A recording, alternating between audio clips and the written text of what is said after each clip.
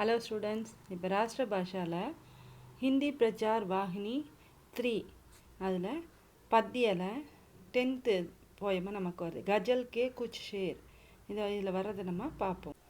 இதில் வர கஜல் கே குச் ஷேர் இதில் வந்து இதனுடைய மீனிங்ஸாக பார்ப்போம். இது வந்து கஜல்ன்றது வந்து உருது பத்தியம், அது உருது கவிதை. அது நம்ம தோஹியா வருதுலேயே அதே போல் உருதுல எழுதியிருக்காங்க.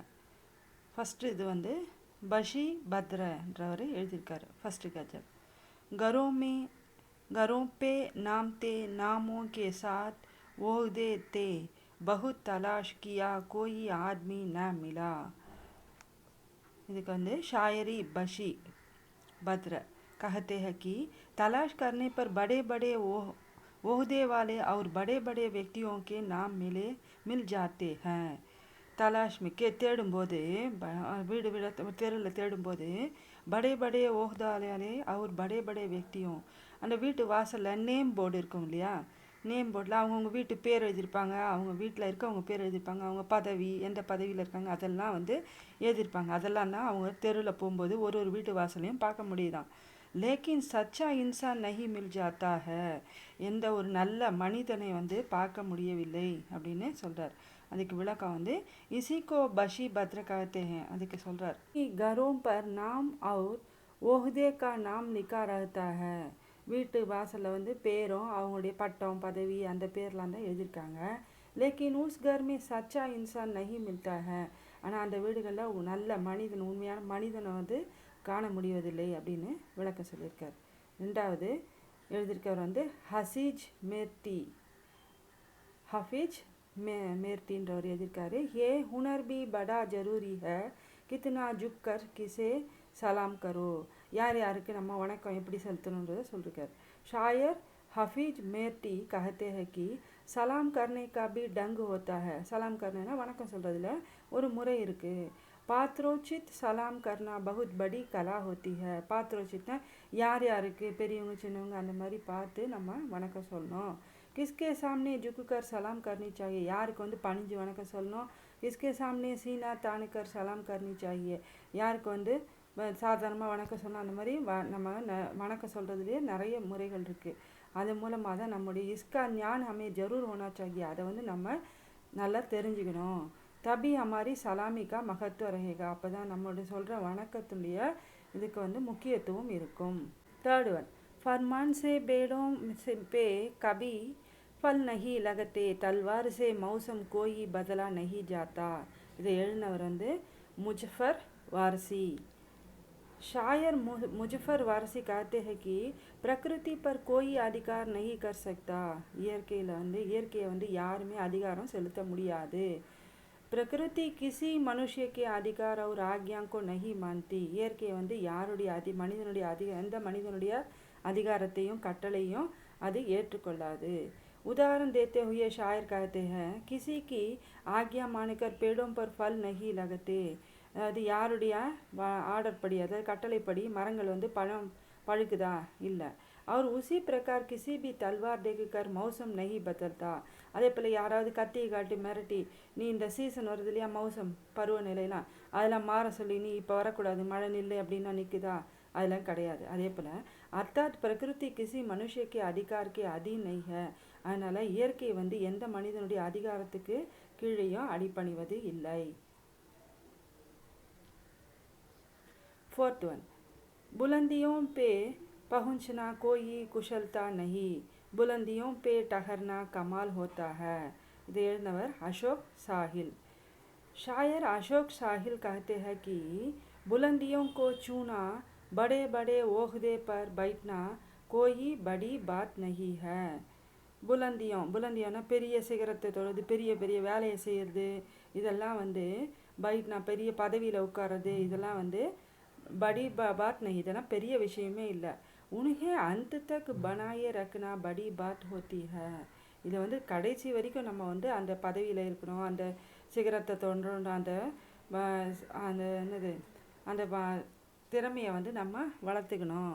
अर्थ यह है कि बड़े बड़े पदों पर पहुंचने के बाद पदों को अंत तक संभालना ही कमाल पाना ஜாயேகா.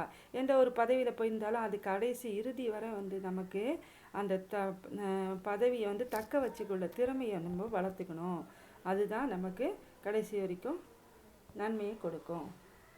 तुअन जो घर बनाओ तो एक पेड़ भी लग लेना, परिंदे सारे मोहल्ले में चकचहाएंगे. இது எழுதினவர் डॉक्टर के ऋषि. डॉक्टर के ऋषि इस शेर में पेड़ों का महत्व बताते हैं. மரங்களுடைய முக்கியத்துவத்தை சொல்றாரு. नया घर बनाने वालों से शायर कहते हैं कि घर बनाते समय एक पेड़ भी लगा दो. புது வீடு கட்டுறாங்க இல்லையா, அவங்களுக்கெல்லாம் இவர் ஷாயர் சொல்கிறாரு. என்ன சொல்கிறாரு? நீங்கள் வீடு கட்டும்போது கூட ஒரு மரத்தையும் நடுங்க. உஸ் பேடுமே பரிந்தே ஆக்கர் நிவாஸ் கரேங்கே. அதில் வந்து மரங்களில் வந்து பரிந்தேன்னா பேர்ட்ஸ் பறவைகள் வந்து நிவாஸ் வசிக்கும். சுபக் ஷாம் சக் சஹாயங்கே. காலையிலையும் சாயந்தரமும் அது சத்தமிட்டு கொண்டே இருக்கும். उन परिंदों को मीठी बोली हमें आनंद प्रदान करेगी और सारे मोहल्ले में खुशी का வாத்தாவரன் ரஹேகா. அந்த பறவைகளுடைய இனிமையான அந்த பேச்சுகள் சத்தம் இருக்கு இல்லையா, அது ரொம்ப சந்தோஷத்தை கொடுக்கும். சாரே முகலை வீடு முழுக்க நம்ம சந்தோஷத்தையும் சந்தோஷத்தினுடைய சூழ்நிலையை ஏற்படுத்தும். मुझको आदत है रूट जाने की, आप मुझको मना लिया कीजिए. एर्नर जान एलिया. शायर जान एलिया का कहना है कि रूट जाना गलत काम करना आदमी का स्वभाव है. ரூட் ஜானான கோபம் கொள்வது, கலத்து தவறு செய்யறது, இதெல்லாம் வந்து மனிதர்களுடைய சுபாவம், இயற்கை குணம். लेकिन उसे समझा बुझाकर सही रास्ते पर ले चलना खुदा का काम है. இதை வந்து கடவுள்கிட்ட சொல்கிறாங்க. மனிதனுடைய இயற்கை குணம் வந்து கோபம் கொள்வது, தவறு செய்தெல்லாம் இருக்குது அந்த இயற்கை குணம். ஆனால் வந்து அதை வந்து சரிப்படுத்தி புரிய வச்சு நல்ல வழியில் கூட்டு போகிறது தான் குதான கடவுளுடைய வேலை. अर्थ यह है कि छोटों के बुरे गुणों को दूर करना बड़ों का स्वभाव होना चाहिए. அது மாதிரி சிறியவர்கள் வந்து தவறு செஞ்சாங்கன்னா அதை போக்கி நல்ல இதை வழியை காமிக்கிறது வந்து பெரியவங்களுடைய சுபாவம் குணம் அப்படின்னு சொல்கிறார். 7th one, पढ़ना है तो इंसान को पढ़ने का हुनर सीख, हर चेहरे पे लिखा है किताबों से ज़्यादा. இது எழுதினவர் फारिक बुखारी. शायर फारिक बुखारी का कहना है कि पढ़ने से जितना ज्ञान हमको मिलता है, அவர் சொல்கிறது என்னென்னா, படிக்கிறதுனால நமக்கு போதுமான அறிவு வந்து நமக்கு கிடைக்குது. उससे भी ज़्यादा ज्ञान आदमी के चेहरे को पढ़ने से मिलता है. அதை விட அதிகமான அறிவு மனிதர்களுடைய முகத்தை பார்த்து அவங்க எப்படி இருக்காங்க, கோபமாக இருக்காங்களா, எப்படி இருக்காங்கன்னு படிக்கிறது இருக்கு இல்லையா, அதை பார்த்து நமக்கு கிடைக்குது, அதிகமாக கிடைக்கும். चेहरे को पढ़ना बहुत बड़ी कला होती है. முகத்தை பார்த்து அவங்க எப்படி இருக்காங்க, அவங்க எப்படி குணம், நல்லவங்களா கெட்ட அந்த மாதிரி படிக்கிறது பெரிய கலை அது. शायर का कहना है कि किताबों में जितनी बातें बताई गई है उनसे ज़्यादा बातें मनुष्य के चेहरे पर लिखी रहती है. அதனால் அந்த புக்கில் வந்து எவ்வளோ அறிவு படிக்கிறதுனால எவ்வளோ அறிவு கிடைக்குதோ அதை விட அதிகமான அறிவு மனிதர்களுடைய முகத்தை பார்த்து அவங்களுடைய குணநலன்களை கற்றுக்கிறது வந்து ரொம்ப அதிகமான அறிவு கிடைக்கும். அதனால் இன் பாத்தோங்கோ பட்னா அவர் சமஜ்னா பகுத் படி கலா है. இந்த மாதிரி கற்றுக்கிறது வந்து ரொம்ப பெரிய கலை அப்படின்னு சொல்கிறாங்க. 8th one, दुश्मनों की भीड़ में कुछ दोस्त भी मौजूद है, देखते रहना करेगा मुझ पाई पहला वार कौन. எழுதினவர் வந்து मंजर मजीद.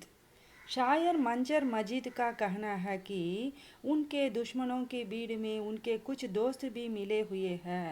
அவர் என்ன சொல்கிறாருன்னா, துஷ்மன்னா யார், எதிரிகளுடைய பீடுனா கூட்டத்தில் कुछ दोस्त भी கொஞ்சம் ஃப்ரெண்ட்ஸும் நண்பர்களும் இருப்பாங்க.